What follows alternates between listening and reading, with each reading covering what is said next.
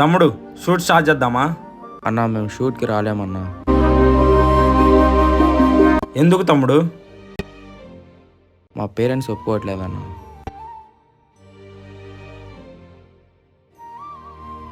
తమ్ముడు మరి నువ్వు? సారీ బ్రో, నేను కూడా రావట్లేదు.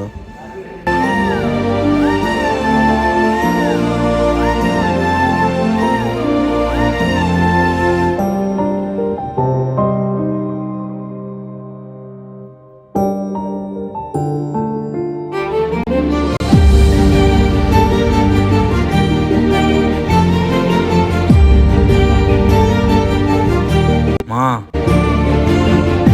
నాకు ఈ వీడియోస్ ఈ యాక్టింగ్ ఏం వద్దుమా.